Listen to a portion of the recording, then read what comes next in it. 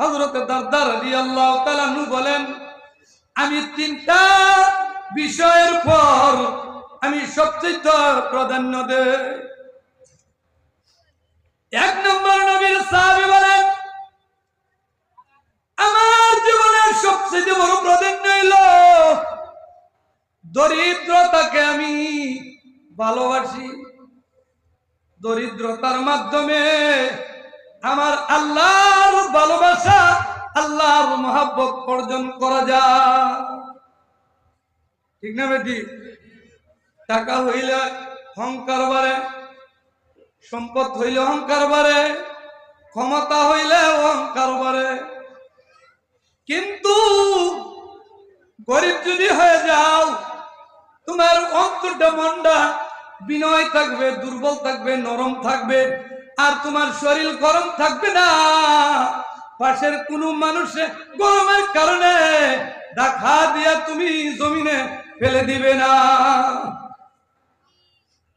গরিবরে আল্লাহ এত ভালোবাসে।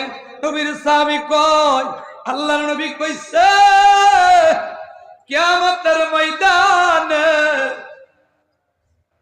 ধনীর চাইতে, মালদারের চাইতে 500 বছর পূর্বে জান্নাতের মেহমান হয়ে প্রবেশ করবে।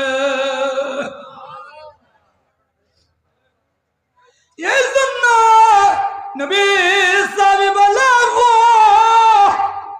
আমি দরিদ্রতাকে ভালোবাসি, কারণ বিনয় থাকে, নম্র থাকে, তার মধ্যে অহংকার থাকে না, গর্ব থাকে না। কারণ সে বিনয় নম্র থাকে, আর ওই বিনয় নম্র যার মধ্যে থাকে, আল্লাহ তারা সবচাইতে বেশি ভালোবাসে। নবীর সাহাবী কয়, আমি 2 নম্বর বিষয়টাকে প্রাধান্য দেই। কোনটা? আমি পাপ মোচনের জন্য আমি অসুস্থতাকে ভালোবাসি। অসুস্থতা এটা নিয়ামত, ঠিক না বেটি?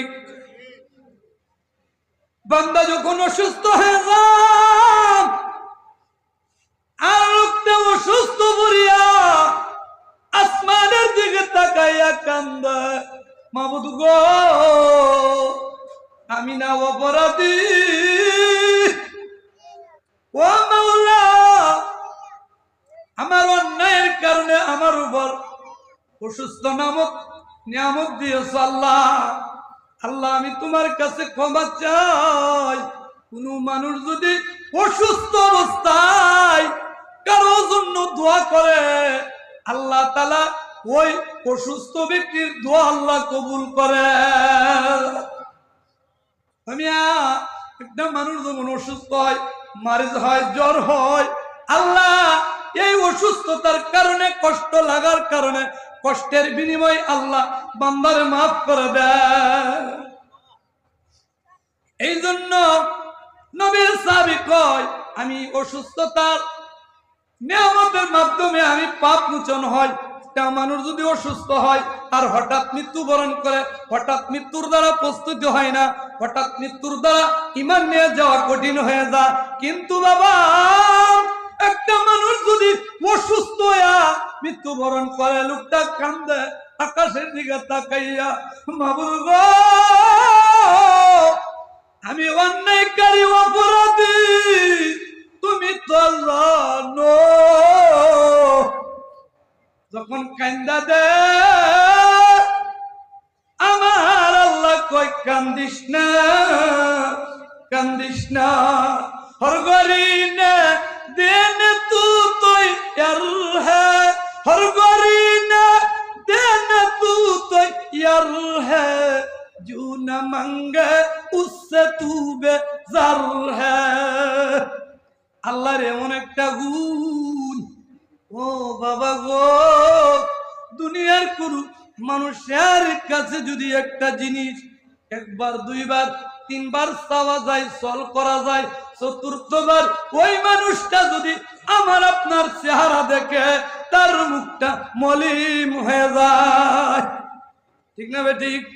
কিন্তু আমার আল্লাহ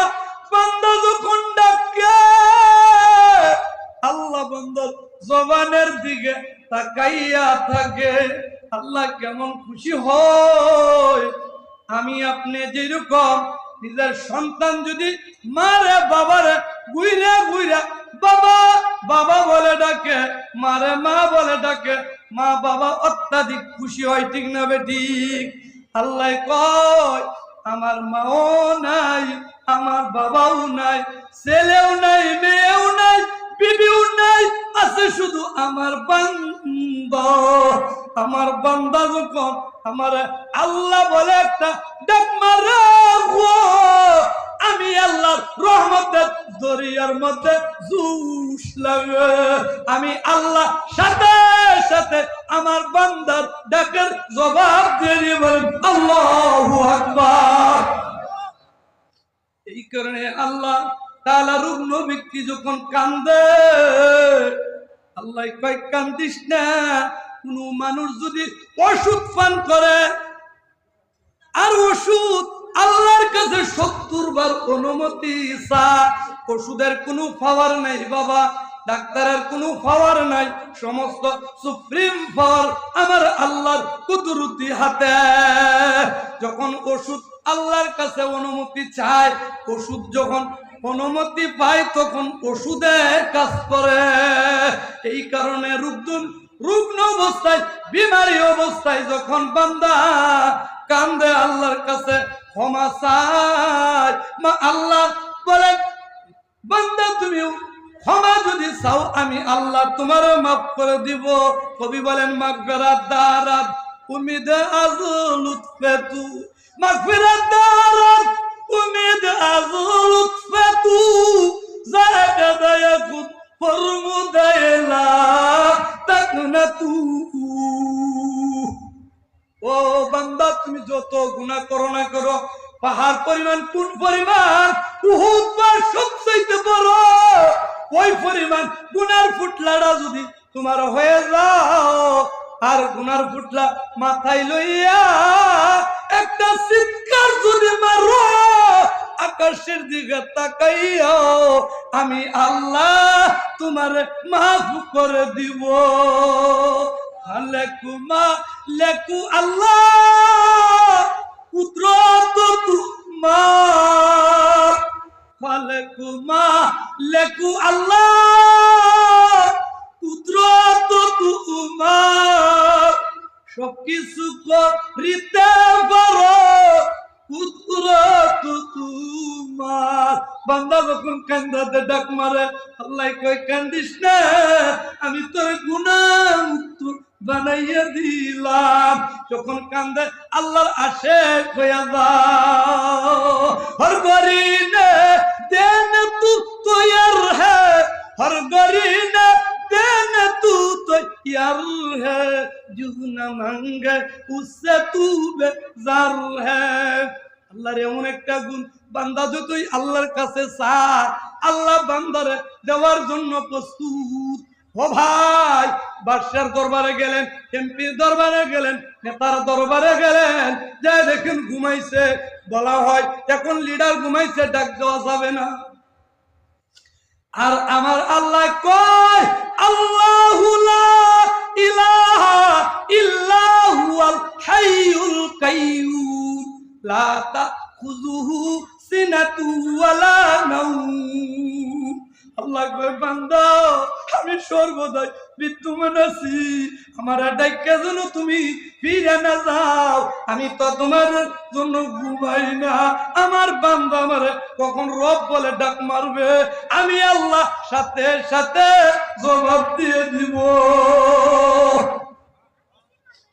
এই কারণে নবীর সাহাবী দারদা রাদিয়াল্লাহু তাআলা আনহু বলেন, আমি 2 নম্বর ওই জিনিসটারে পছন্দ করি যে আমি অসুস্থ থাকে আমি আমার নেয়ামত মনে করি। 3 নম্বর আমি আমার মৃত্যুকে আমি সবচেয়ে ভালোবাসি, কারণ মৃত্যু নামক দরজা দিয়ে আমার মাওলার দিদারে চলে যাব। বান্দার সাথে যখন আল্লাহর সম্পর্ক হয়, কখন সম্পর্ক হয়?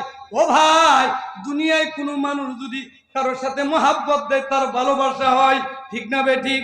আর দুনিয়ার মধ্যে যদি কোনো বান্দা আল্লাহর সাথে প্রেম করে, আল্লাহর সাথে ভালোবাসা মহাব্বত কায়েম করে, এই মানুষটা যখন বাবা শেষ রাত্রে দাঁড়াইয়া যা, হাতরে তুইলা দে আর কান্দে, গুনার কথা স্মরণ করিয়া আল্লাহ কো কান্দিস না, আমি না তোর হাতের দিকে তাকাইয়াছি। এই মানুষটার আল্লাহ কেমন দামি বানায়া দে। ও ভাই, দুনিয়ার মধ্যে আপনার ক্ষমতা আছে, চলে গেলে দাম নাই। আপনার মেম্বারি আছে, মেম্বারি গেলে দাম নাই। শিল্পপতি আছে, শিল্পপতি চলে গেলে দাম নাই।